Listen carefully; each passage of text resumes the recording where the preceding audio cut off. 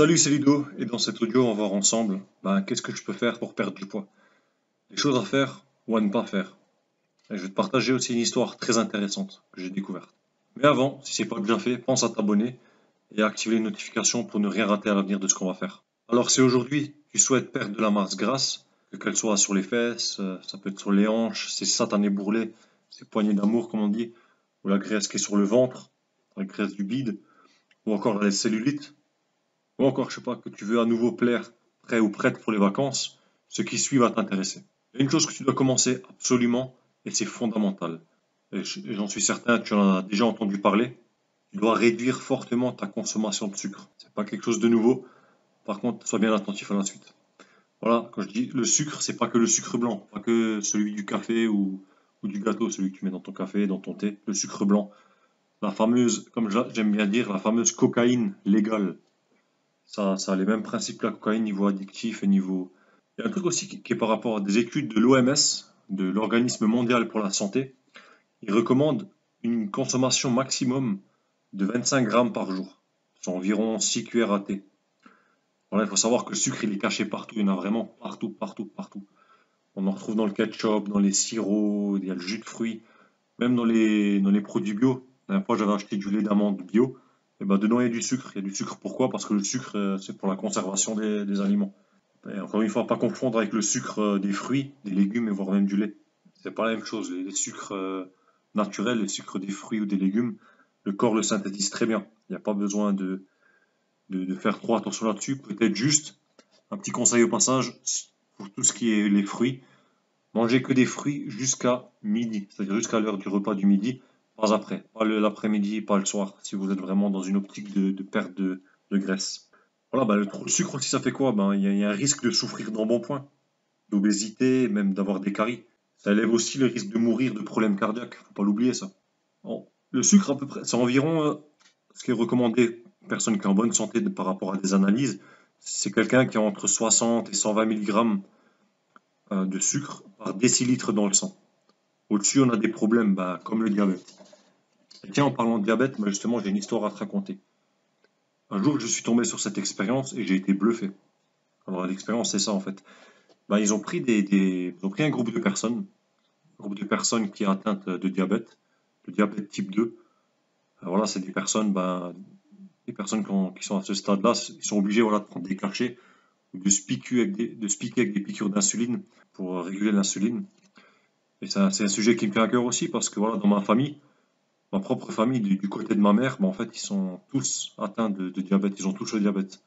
Que ce soit ma mère, ma tante, ma grand-mère, voilà, ils ont tous du diabète. Et donc, c'est un sujet qui m'intéresse et c'est pour ça que je voulais vous en parler.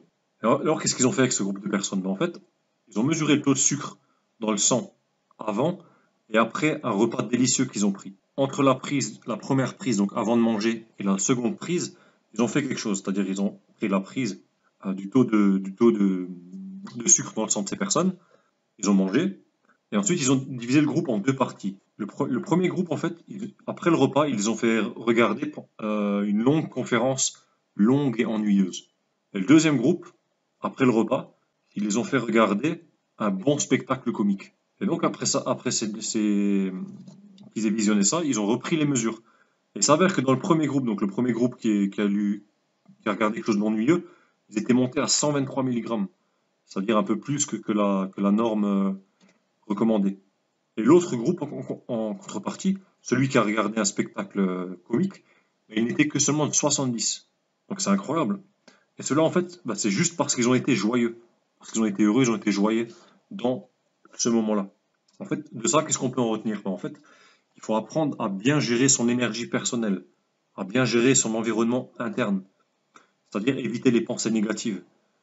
C'est aussi bien sûr lié à l'alimentation. On sait tous que quand on mange, en fait, c'est un cercle vicieux. C'est une spirale, c'est un cercle sans fin en fait. On mange mal, du coup on se sent lourd, on se sent pas bien, le moral qui joue avec, et ainsi de suite. Et quand on se sent pas bien, on fait quoi? On a tendance nouveau à manger quelque chose de pas bon pour nous. Et donc on n'arrête pas de descendre comme ça. C'est un cercle vicieux. Alors voilà, aujourd'hui, t'as peut-être peur de rester comme ça le reste de ta vie. Peut-être dans une situation, voilà, tu n'es pas satisfait ou satisfaite de ton corps, voilà, de ne plus être aimé. être rejeté par les autres à cause de ton apparence. Voilà, quand je parle de ça, c'est même pas que sentimentalement, c'est même au niveau du boulot. Voilà, j'ai même pu me voir, moi, par rapport à d'autres personnes qui postulaient ou qui étaient là en travail intérimaire.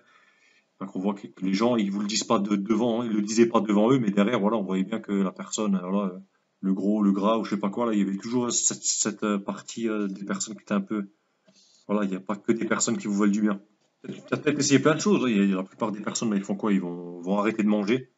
Voilà, c'est un truc qu'il faut pas faire, il faut pas arrêter de manger, il faut manger mieux. Il y a aussi les régimes verts, manger que des trucs verts, c'est pas très bon non. Enfin, c'est bien et pas.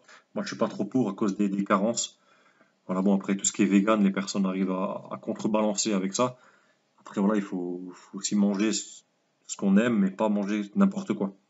Qu'est-ce que je veux dire aussi? Peut-être aussi essayer de courir. Voilà, courir, c'est bien et pas, ça, c'est toujours pareil, toujours le pour et le contre. Est-ce que tu es quelqu'un une personne où la course à pied, c'est quelque chose que tu apprécies ou que tu ne t'en souffres pas trop? Quand je dis parle souffre, c'est pas souffrir dans l'effort, c'est souffre au niveau des articulations, du dos, des genoux. Moi, par exemple, j'ai un problème au genou. C'est vrai que courir, je peux pas courir trop longtemps, ça commence à me taper. Et si j'insiste, si je force dessus, eh ben, je vais payer pendant 4-5 jours. Pendant 4-5 jours, je vais avoir mal. Je parle pas musculairement, je parle vraiment à l'articulation. Et ça, j'en ai parlé avec un médecin du sport. Il me déconseille voilà, de trop insister, d'en faire, oui, pourquoi pas, mais ne pas insister quand c'est vraiment. La douleur, elle est vraiment localisée à cet endroit-là, faut pas insister parce que voilà, ça risque de blessure par la suite. Donc, moi, les conseils que j'ai apportés, ben voilà, faut faire de l'exercice, ouais, c'est sûr, pour contrebalancer le goût du sucre. Au minimum, si tu es vraiment une personne qui fait pas de sport, le minimum légal, hein, si j'ai envie de dire, c'est de marcher, faire une marche de 15 minutes par jour. Et quand je dis par jour, c'est tous les jours, c'est 7 sur 7, quoi. Et si possible, de faire ces 15 minutes, 30 minutes, voire une heure, ça dépend de ton niveau. Mais marcher, tout le monde peut marcher. À la base, l'être humain, on est debout, donc on sait marcher. On est fait pour ça. Voilà, de marcher 15 minutes par jour, sans distraction, c'est-à-dire sans téléphone, sans. Si c'est une musique, c'est vraiment une musique douce, sans parole, si possible, pour pas être distrait. Et se focuser, en fait, à te focaliser sur ton souffle et ton rythme cardiaque, pour voir s'il monte, qu'il reste en haut, et bien sûr sur ton souffle, voir si tu respires correctement à te mettre bien droit, à inspirer par le nez, à expirer par la bouche ou juste par le nez. Vraiment te concentrer là-dessus. Parce que le fait que tu marches, c'est un exercice physique léger, plus ou moins si tu marches vite ou pas, et tu vas le sentir au niveau de ton souffle. Si tu commences à pomper, comme on dit, bah, c'est que ça fonctionne. Il y a un autre truc aussi, il faut que tu prennes l'habitude. Moi, je l'ai pris depuis un certain temps, on l'oublie, mais il faut toujours repartir dessus. Il faut prendre conscience de ce que tu manges. C'est-à-dire se concentrer sur ce que tu mets dans la bouche. Se dire, voilà, ce que je mets dans la bouche, c'est bon pour moi ou pas. Voilà, parce que si c'est quelque chose qui est pas bon, ben, le reste de la journée, est-ce que c'est bon pour moi ou pas? Moi, je me dis souvent ça, pour le reste de ma journée. Si c'est le soir, bon, bah, déjà le soir, pas trop s'empiffrer de tout ce qui est glucides et tout ça. Mais est-ce que c'est bon ou pas pour moi pour le reste de la journée?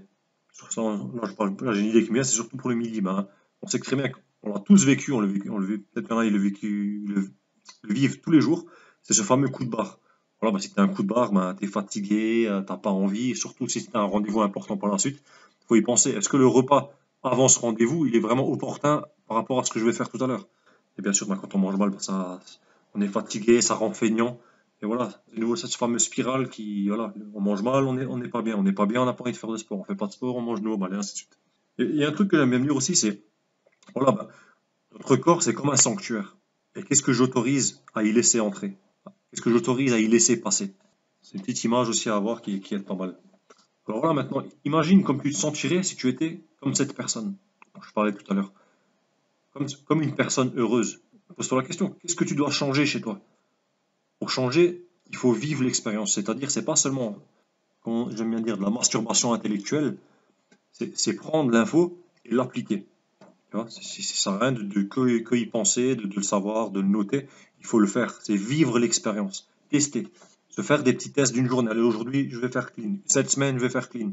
15 jours, je vais faire clean. Un mois, je vais faire clean. Tu vois. Et petit à petit, tu montes comme ça. Voilà. Imagine que tu pourrais enfin devenir, quand tu aurais enfin perdu ces foutus kilos en trop là. Quelles sont les choses que tu pourrais faire sans ce poids en trop? Qu'est-ce que tu aurais dans la vie? Comment tu te sentirais? Pose-toi la question. Comment je serais si j'étais heureux ou heureuse? Pose-toi la question. Qu'est-ce que je dois faire pour être heureux ou heureuse dans ma vie? Alors, si tu es quelqu'un qui en a marre et que tu veux vraiment changer les choses, si tu es enfin motivé et déterminé à y arriver, j'ai envie de t'aider. Je me répète souvent dans les vidéos, mais c'est le cas. Mais laisse-moi t'aider. Je te pose la question, laisse-moi t'aider. Et pour que je puisse t'aider au mieux, il faut que j'ai besoin de mieux te connaître, tout simplement. C'est vrai que la plupart des infos, c'est général, on ne peut pas être spécifique. Donc c'est pour ça que tu vas retrouver un lien dans la description.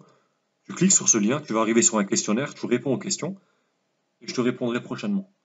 C'est quelques questions toutes simples, et tu auras un petit cadeau en bonus après avoir répondu à ce questionnaire. Donc voilà, je te remercie pour ton écoute. Abonne-toi à la chaîne si ce n'est pas encore fait. N'oublie pas d'activer les notifications. Et puis dis-moi dans les commentaires si tu as aimé, t'as pas aimé, ou éventuellement sur les choses que tu aimerais que je parle. Donc voilà, c'était Ludo de Flow Fitness. Je te souhaite tout le succès. Courage à toi, tu vas y arriver. Et à bientôt. Ciao, ciao.